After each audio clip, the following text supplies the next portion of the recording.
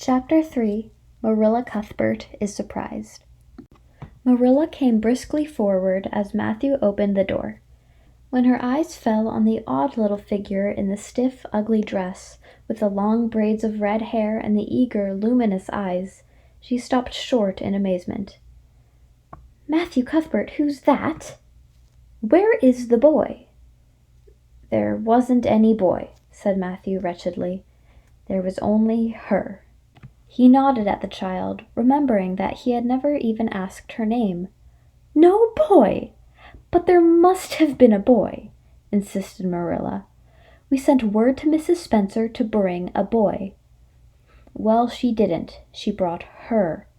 I asked the station master, and I had to bring her home. She couldn't be left there, no matter where the mistake had come in."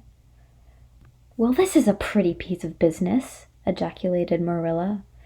During this dialogue the child had remained silent, her eyes roving from one to the other, all the animation fading out of her face. Suddenly she seemed to grasp the full meaning of what had been said.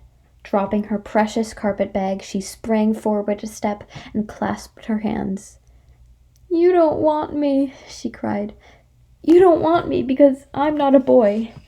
I might have expected it. Nobody ever did want me. I might have known it was all too beautiful to last.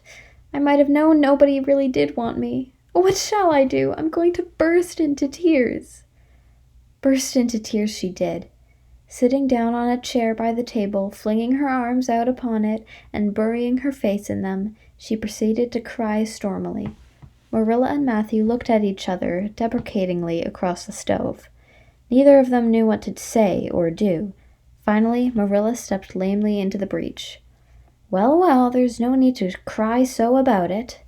"Yes, there is need." The child raised her head quickly, revealing a tear-stained face and trembling lips.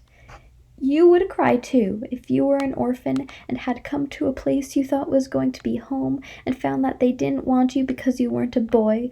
Oh, this is the most tragical thing that's ever happened to me." Something like a reluctant smile, rather rusty from long disuse, mellowed Marilla's grim expression. "Well, don't cry any more. We're not going to turn you out of doors tonight. You'll have to stay here until we investigate this affair. What's your name?" The child hesitated for a moment. "Will you please call me Cordelia?" she said eagerly. "Call you Cordelia? Is that your name?" No, it's not exactly my name, but I would love to be called Cordelia. It's such a perfectly elegant name." "I don't know what on earth you mean. If Cordelia isn't your name, what is?" "Anne Shirley," reluctantly faltered forth the owner of that name. "But oh, please do call me Cordelia. It can't matter much to you what you call me, if I'm only going to be here a little while, can it? And Anne is such an unromantic name."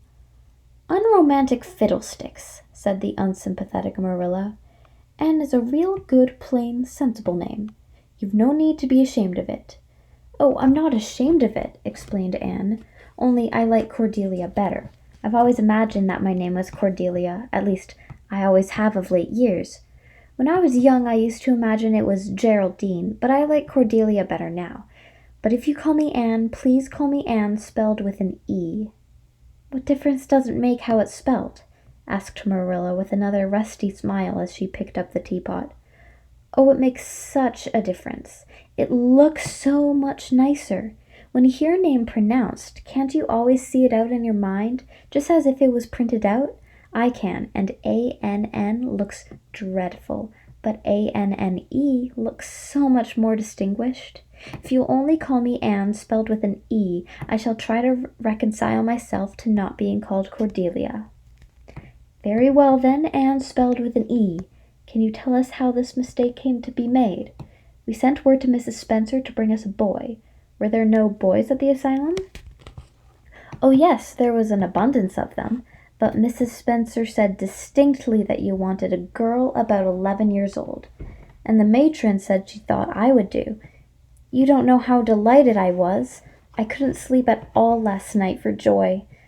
Oh," she added reproachfully, turning to Matthew, Why didn't you tell me at the station that you didn't want me and leave me there?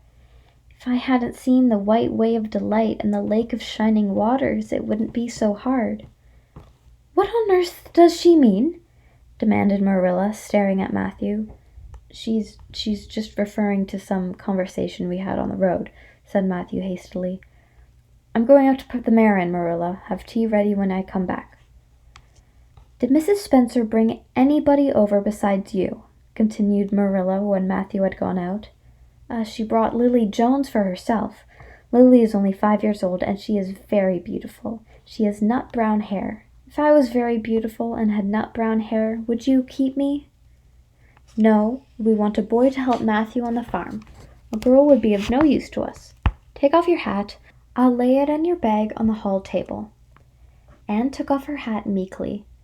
Matthew came back presently, and they sat down to supper, but Anne could not eat. In vain she nibbled at the bread and butter and pecked at the crab-apple preserve out of the little scalloped glass dish by her plate. She did not really make any headway at all. "You're not eating anything," said Marilla sharply, eyeing her as if it were a serious shortcoming. Anne sighed. "I can't. I'm in the depths of despair." "Can you eat when you are in the depths of despair?" "I've never been in the depths of despair, so I can't say," responded Marilla. "Weren't you?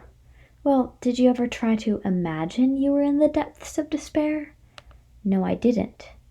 "Then I don't think you can understand what it's like. It's a very uncomfortable feeling indeed. When you try to eat, a lump comes right up in your throat and you can't swallow anything, not even if it was a chocolate caramel. I had one chocolate caramel once 2 years ago, and it was simply delicious. I've often dreamed since then that I had a lot of chocolate caramels, but I always wake up just when I'm going to eat them. I do hope you won't be offended because I can't eat. Everything is extremely nice, but still, I cannot eat."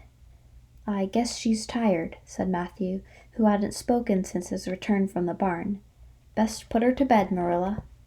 Marilla had been wondering where Anne should be put to bed. She had prepared a couch in the kitchen chamber for the desired and expected boy, but although it was neat and clean, it did not seem quite the thing to put a girl there somehow. But the spare room was out of the question for such a stray waif, so there remained only the east gable room.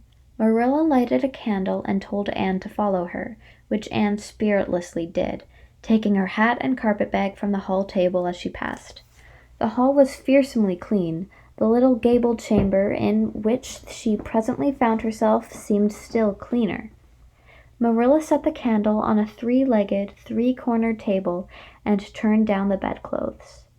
"I suppose you have a nightgown?" she questioned. Anne nodded. "Yes, I have 2. The matron of the asylum made them for me. They're fearfully skimpy. There is never enough to go around in an asylum, so things are always skimpy, at least in a poor asylum like ours. I hate skimpy night dresses, but one can dream just as well in them as in lovely trailing ones with frills around the neck. That's one consolation. Well, undress as quick as you can and go to bed. I'll come back in a few minutes for the candle. I daren't trust you to put it out yourself. You'd likely set the place on fire." When Marilla had gone, Anne looked around her wistfully. The whitewashed walls were so painfully bare and staring that she thought they must ache over their own bareness. The floor was bare too, except for a round braided mat in the middle, such as Anne had never seen before. In one corner was the bed, a high old-fashioned one with 4 dark, low-turned posts. In the old corner was the aforesaid 3-cornered table adorned with a fat red velvet pincushion, hard enough to turn the point of the most adventurous pin. Above it hung a little 6-by-8 mirror. Midway between table and bed was the opposite, with an icy white muslin frill over it, and opposite was the washstand. The whole apartment was of a rigidity not to be described in words, but which sent a shiver to the very marrow of Anne's bones. With a sob she hastily discarded her garments, put on the skimpy nightgown, and sprang into bed, where she burrowed face downward into the pillow and pulled the clothes over her head. When Marilla came up for the light, Various skimpy articles of raiment scattered most untidily over the floor, and a certain tempestuous appearance of the bed, were the only indications of any presence save her own. She deliberately picked up Anne's clothes, placed them neatly on a prim yellow chair, and then, taking up the candle, went over to the bed. "Good night," she said, a little awkwardly, but not unkindly. Anne's white face and big eyes appeared over the bedclothes with a startling suddenness. "How can you call it a good night when you know it must be the very worst night I've ever had?" she said reproachfully. She dived down into invisibility again. Marilla went slowly down to the kitchen and proceeded to wash the supper dishes. Matthew was smoking, a sure sign of perturbation of mind. He seldom smoked, for Marilla set her face against it as a filthy habit.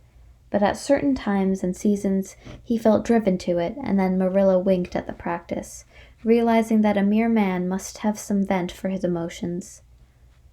"Well, this is a pretty kettle of fish," she said wrathfully. "This is what comes of sending word instead of going ourselves. Robert Spencer's folks have whisted that message somehow. One of us will have to drive over and see Mrs. Spencer tomorrow, that's certain. This girl will have to be sent back to the asylum." "Yes, I suppose so," said Matthew reluctantly. "You suppose so? Don't you know it?" "Well now, she's a real nice little thing, Marilla. She's kind of a pity to send her back when she's so set on staying here." "Matthew Cuthbert, you don't mean to say you think we ought to keep her?" Marilla's astonishment could not have been greater if Matthew had expressed a predilection for standing on his head. "Well now, no, I suppose not exactly," stammered Matthew, uncomfortably driven into a corner for his precise meaning. "I suppose, we could hardly be expected to keep her." "I should say not. What good would she be to us?" "We might be some good to her," said Matthew suddenly and unexpectedly. "Matthew Cuthbert, I believe that child has bewitched you. I can see as plain that you want to keep her." "Well now, she's a real interesting little thing," persisted Matthew. "You should really have heard her talk coming from the station." "Oh, she can talk fast enough. I saw that at once. It's nothing in her favor either. I don't like children who have so much to say.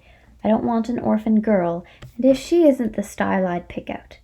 There's something I don't understand about her. No, she's got to be dispatched straight away, back to where she came from." "I could send a French boy to help me," said Matthew, "and she'd be company for you." "I'm not suffering for company," said Marilla shortly, "and I'm not going to keep her." "Well now, it's just as you say, of course, Marilla," said Matthew, rising and putting his pipe away. "I'm going to bed." To bed went Matthew, and to bed, when she had put her dishes away, went Marilla, frowning most resolutely, and upstairs in the east gable a lonely, heart-hungry, friendless child cried herself to sleep.